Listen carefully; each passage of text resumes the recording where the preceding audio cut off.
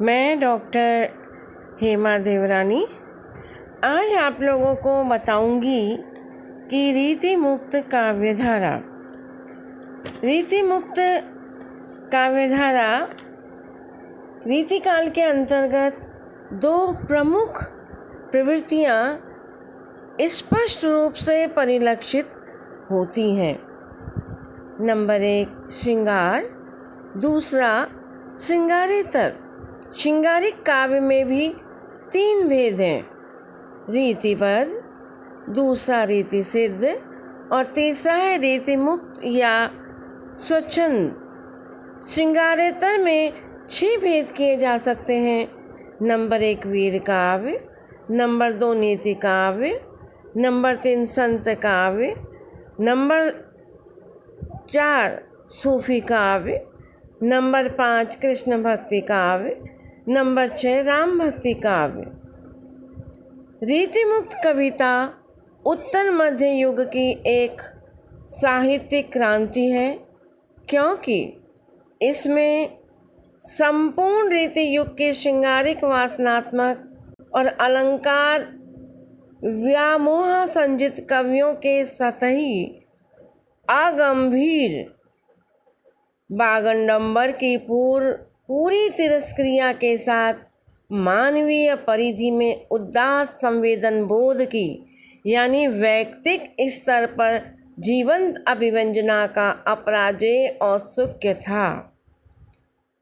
अब मुख्य रूप से जो हम बेटा चर्चा करेंगे, काव्यगत दृष्टिकोण की भिन्नता कैसे कैसे रही है, क्योंकि रीति मुक्त कवियों का काव्यगत दृष्टिकोण रीतिबद्ध कवियों से मूलतः भिन्न है। रीति मुक्त धारा के कवि लोग रीति के परंपरागत, संकुचित, संकरे पथ पर न चलकर काव्य के महत्व के साथ साथ अभिनय पंथ पर अनुधावन के अभिलाषी हैं। एक प्रकार से रीति मुक्त अपने पूर्ववर्ती कवियों की प्रतिक्रिया में विद्रोही कवि थे। पिटे पिटाए ढंग पर काव्य रचना उनकी दृष्टि में निंद्य थी।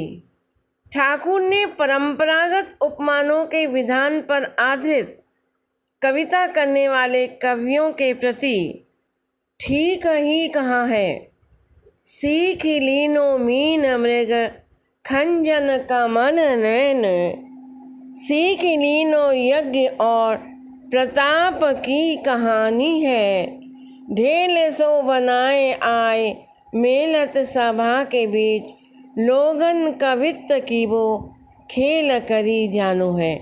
बहुत ही सुंदर रूप से ठाकुर इस बात की चर्चा कर रहे हैं। स्पष्ट रूप से वो कह रहे हैं कि जो कवित्व रचना का जो साधन है वो रीति मुक्त कवियों का मुख्य विषय है।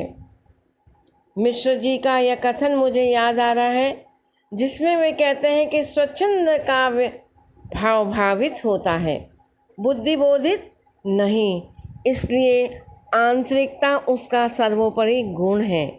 रीति काव्य के कर्ताओं का मूल आधारभूत तत्व है भंगिमा। स्वच्छंद कार्यकर्ता में भंगिमा कदाचित ना भी हो, पर अनुभूति शून्य उसकी रचना नहीं हो सकती। यानी जितने भी स्वच्छंद काव्यधारा के कवि हैं, रीति मुक्त काव्यधारा के कवि हैं, उनके काव्य जो हैं वो अनुभूति से शून्य हो ही नहीं सकता। अनुभूति की सघनता उनके काव्य में हमें देखने को परिलक्षित होती है। अनुभूति में बाहरी आकर्षण ना भी हो तो भी वह हृदय खींच लेती है। अनुभूति हृदय से उठती और सहृदय को आकृष्ट करती है। अर्थात रीति मुक्त काव्य में भाव या अनुभूति तत्व को ही प्रधान स्थान प्राप्त हुआ है। अलंकरण या भंगिमा जो बुद्धि एवं कल्पना की उपज है, गौण स्थान दिया गया। भंगिमा या अलंकृति बुद्धि तत्व को काव्य क्षेत्र से निष्कासित नहीं किया गया, किंतु अनुभूति यानी हृदय तत्व के अधीन रखा गया। इसीलिए घनानंद का कथन है, रीझ सुजान सची पटरानी, रीझ सुजान सची पटरानी, बची बुद्धि बावरी है करिदासी। बहुत सुंदर ढंग से घनानंद कहते हैं, रीझ सुजान सची पटरानी, बची बुद्धि बावरी है करिदासी। बहुत सुंदर ढंग से घनानंद इस बात की चर्चा करते हुए हमें दिखाई देते हैं। यही कारण है कि घनानंद को अपने पूर्ववर्तियों के लिए संकेत करते हुए कहना भी पड़ा, घनानंद के जो साथी लोग थे, क्योंकि उनके काव्य में हृदय की सघनता, हृदय की संवेदना, हृदय की अनुभूति हमें देखने को मिलती है। ये कवि लोग किसी भी प्रकार के, इन कवियों ने लक्षण ग्रंथों का निर्माण नहीं किया। इसीलिए घनानंद का भी मानना है, लोग हैं लागी कवित्त बनावत, मोहितो मेरे कवित्त बनावत। लोग हैं लागी कवित्त बनावत, मोहितो मेरे कवित्त बनावत। क्योंकि रीतिकाल के जो रीतिबद्ध काव्यधारा के कवि लोग थे, वे लोग जो हैं लक्षण ग्रंथों का निर्माण कर रहे थे, और लक्षण ग्रंथों का निर्माण जो है अपने समकालीन विद्यार्थियों को जो है वो काव्यशास्त्र का ज्ञान कराना था। ये आचार्य और कवि दोनों ही थे, तो अपने को आचार्य सिद्ध करने के लिए ये अलंकार शास्त्र, छंद शास्त्र तथा रस आदि पर जो है वो अपने ग्रंथों की रचना भी कर रहे थे और आचार्य कहला रहे थे। किंतु रीति मुक्त काव्यधारा के कवि किसी भी प्रकार के लक्षण ग्रंथों की रचना नहीं करते। ये प्रेम में चोट खाए हुए कवि हैं। जिस प्रकार से हम घनानंद की चर्चा करते हैं, तो घनानंद जो अपने काव्य में अनुभूति को अंजाम देते हैं, वो अपनी प्रियतमा सुजान के प्रेम से ठोकर खा करके जो है वो अपने प्रेम को जो है वो अभिव्यक्त करते हैं। तो ऐसे अंतःस्फूर्त काव्य को समझने के लिए निश्चित रूप से जो पाठक और समालोचक होना चाहिए, जो इन कवियों के हृदय की पीड़ा को, अपने आँखों से प्रेम की पीड़ा को देख सके। फिर अब इसके बाद इन कवियों की क्या क्या मुख्य विशेषताएं हैं उस पर हम चर्चा करेंगे। भावावेग। तो ये जो कवि लोग हैं कि ये इनका, क्योंकि जैसा कि मैं बेटा आप लोगों को बार बार इस बात की चर्चा कर रही हूँ कि रीति मुक्त काव्यधारा के यानी स्वच्छंद काव्यधारा के ये लोग जो कवि थे, इनका जो उद्देश्य था वो किसी भी प्रकार के कवित्व की रचना करना नहीं था, यानी लक्षण ग्रंथों का निर्माण करना इन कवियों का नहीं था। तो इसीलिए जो है कवित्व उनका साध्य न था। अंतःकरण की भाव राशि को मुक्त भाव से उड़ेल देने में ही उनकी तृप्ति थी। तो ये जो मुख्य रूप से जो पॉइंट आप लोगों का आ रहा है, मैं आपको बता रही हूँ। भावावेग यानी भावों की क्या वेगता इन रीति मुक्त कवियों के काव्य में हमें देखने को मिलती है। ये स्पष्ट रूप से कह रहे हैं, ये कवि ऐसे थे जो हृदय की मुक्तावस्था प्राप्त कर रस दशा को पहुँचा करते थे। निश्चित रूप से घनानंद ग्रंथावली में मिश्र जी ने लिखा भी है कि ये वासना से पंकिल राजाओं के मानस का रंजन करने वाले चाटुकार नहीं थे। निश्चित रूप से रीतिबद्ध कर्ता की कृति चेतनावस्था कॉन्शियस स्टेट में गढ़ी जाती थी और रीति मुक्त कर्ता की कविता अंतः संज्ञा सब कॉन्शियस स्टेट या अनकॉन्शियस स्टेट में लीन हो जाने पर आपसे आप उद्बुद्ध होती थी। कविता लिखकर कुछ धन या कीर्ति अर्जन करने जैसा उनका कोई ऐहिक लक्ष्य ना था। तो बेटा ये मैं आपको बहुत ही महत्वपूर्ण विशेषता जो है रीति मुक्त काव्यधारा की बताने जा रही हूँ कि किस प्रकार से रीति मुक्त काव्यधारा में हमें भावावेग की भावनाएं देखने को परिलक्षित होती हैं। अब जो नेक्स्ट पॉइंट की मैं आप लोगों के सामने चर्चा करूंगी वो पॉइंट है आप लोगों का व्यक्ति वैशिष्ट्य। तो व्यक्ति वैशिष्ट की भावना जो हमें रीतिकाल में देखने को मिलती है, भाव वेगमय कविता लिखने के कारण रीति मुक्त कवियों के काव्य में जो व्यक्तिक वैशिष्ट आ गया है वह भी इन कवियों की एक प्रमुख विशेषता है। यानी जो व्यक्ति वैशिष्ट है वो रीति मुक्त काव्य के जो भी रचनाकार हैं, ये स्वच्छंद काव्यधारा के जो कवि हैं, ये इनके कविता की व्यक्ति वैशिष्ट जो है एक प्रमुख विशेषता है। घनानंद, बोधा, ठाकुर, आलम आदि की कविता वृत्ति अभिव्यक्ति पद्धति बिना नाम के भी पहचानी जा सकती है। उनका यह वैशिष्ट लीक छोड़कर स्वच्छंद मार्ग पर चलने के कारण बन पड़ा। उन्होंने किसी भी प्रकार का अंधानुकरण नहीं किया। इन कवियों का अपना जीवन व अपना जगत था, प्रेम की अपनी अनुभूति थी और वृत्ति का अपनापन था। इनके काव्य का वस्तु जगत, कल्पना जगत और शिल्प जगत विशद और विस्तृत है, रीति से मुक्त और निरपेक्ष है।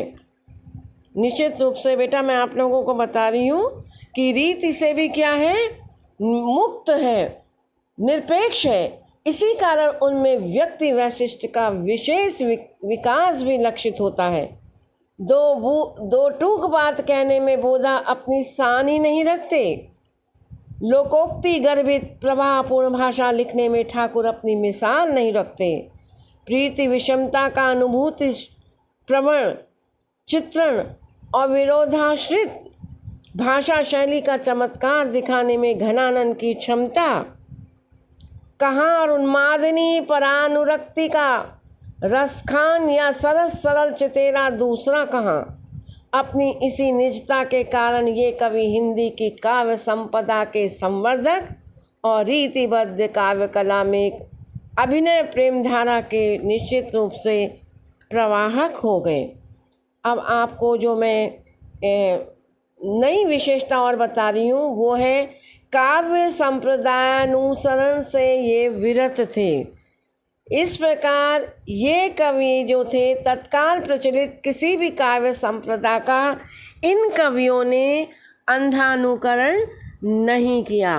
रीति शास्त्र के ग्रंथ लिखकर राजाओं की जो है शिक्षा देना या आचार्य की पदवी प्राप्त करना या कविता के दंगल में अपनी प्रतिष्ठा जमाना इन रीति मुक्त कवियों का काव्य का लक्ष्य नहीं था। ऐसे उद्देश्यों से ये कोसों दूर रहे हैं। चित्तहारिणी काव्य सृष्टि द्वारा मन के भार को हल्का करना, आत्माभिव्यक्ति करना, आत्म प्रसार और आत्म विकास में प्रवृत्त होना, यही इन कवियों का जो था वो कथ्य था। दरबारदारी से दूर ये कवि अपने आश्रयदाता के यहाँ के टुकड़े तोड़ने वाले और उनकी प्रशस्ति में अपनी प्रतिभा का अपव्यय करने वाले न थे। ठाकुर, घनानंद, बोधा तो राजर्षय को ठोकर मारने वाले थे। बोधा का स्वाभिमान यहाँ तक कह सका, जो धन है तो गुणी बहुते, अरु तो गुण है तो अनेक हैं गायक।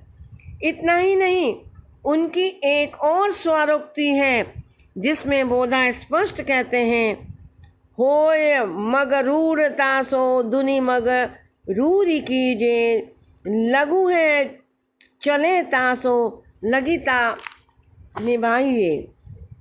दाता कहाँ, सूर कहाँ, सुंदर प्रवीण कहाँ, आपको न चाहे ताके बाप को न चाहिए। बोधा इस प्रकार की चर्चा करते हैं। घनानंद, रसखान, नागरीदास, ठाकुर आदि हृदय की उमंग पर थिरकने वाले कवि थे। स्वाभिमान को रोंद कर जीने वाले ये कवि नहीं थे। परिस्थितिवश यदि उन्हें किसी राजा के आश्रय में रहना ही पड़ा, परंतु इनकी स्वच्छंद प्रवृत्ति अक्षुण्ण रही है। फिर नेक्स्ट विशेषता बेटा मैं आप लोगों के सामने चर्चा कर रही हूँ, वो चर्चा है प्रबंध रचना की प्रवृत्ति। अधिकांश रीति मुक्त कवियों ने मुक्तक काव्य का आश्रय लिया है, क्योंकि इनकी प्रवृत्ति सामान्य रचना की ओर नहीं थी। यद्यपि कतिपय कवियों ने चंद, प्रबंध या आख्यान काव्य लिखे, किंतु वे उनके सहज भाव में तल्लीन होने के कारण ही संभव हो सके हैं। आलम के 3 प्रबंध काव्य सुदामा चरित्र, श्याम स्नेही, माधवानल, कामन कला, बोधा का विरह, वारिश आदि हैं। अब जो नेक्स्ट विशेषता पे मैं आप लोगों के सामने चर्चा कर रही हूँ, वो है देश के पर्वों एवं त्योहारों का उल्लासपूर्ण चित्रण। रीतिमुक्त श्रृंगार काव्य की एक अन्य विशेषता है देश के पर्व एवं त्योहारों का उल्लासपूर्ण वर्णन। रीतिबद्ध कवियों ने मान परिगणन किया है या परवाह निर्वाह, उनमें वह मस्ती व उल्लास नहीं परिलक्षित होता जो रीति मुक्त कवियों में है। ठाकुर के काव्य में बुंदेलखंड के प्रचलित सभी त्योहारों का मनोयोग पूर्वक वर्णन हुआ है। गणगौर, आखातीज, हरियाली तीज, बगदाई, होली, झूला आदि का वर्णन अद्वितीय है। स्वच्छंद दृष्टि ने देश के आनंदोत्सव में भी इन कवियों को संलग्न किया। इस प्रकार मिश्र जी का मानना है बसंत वर्णन के अंतर्गत होली के त्यौहार का उल्लेख करने के आगे रीतिबद्ध करता नहीं बढ़े। ठाकुर ने अपनी रचना में बुंदेलखंड के आनंदोल्लास भरे जीवन के कुछ चित्र रखकर देश के इस सांस्कृतिक वैभव की ओर भी लोगों की दृष्टि खींची है। हम तो अपने नागरिक जीवन के अभिमान में अपना प्राचीन संस्कार भी खोते जा रहे हैं। निश्चित रूप से जब हम चर्चा कर रहे हैं कि रीतिबद्ध पद्माकर ने बुंदेलखंड से संबंध होने के कारण गणगौर का नामोल्लेख मात्र कर दिया, पर उसका चित्र उपस्थित करने की अभिरुचि नहीं दिखाई। बोधा तो विवाह संस्कार के भी चित्र प्रस्तुत करते हैं और जनजीवन के ऐसे मर्मस्पर्शी प्रसंगों पर इस रीति निरपेक्ष कवियों की ही दृष्टि जा सकती है। प्रकृति प्रेम की दृष्टि से रीतिबद्ध प्रकृति के उद्दीपन रूप को सजाने में ही लगे रहे। आलंबन आदि रूपों की उन्होंने सुध नहीं ली, जबकि बोधा, द्विजय ने प्रकृति की स्वच्छंदता के दर्शन को सहज रूप में लिया है। अब जो चर्चा मैं आप लोगों के सामने कर रही हूँ, वो चर्चा है मूल वक्तव्य जो है इन लोगों का, वो निश्चित रूप से श्रृंगार का ही हमें देखने को मिलता है। तो मूल वक्तव्य जब हम चर्चा करते हैं कि रीतिबद्ध और रीतिमुक्त दोनों ही प्रकार के कवियों, श्रृंगार इनका प्रमुख विषय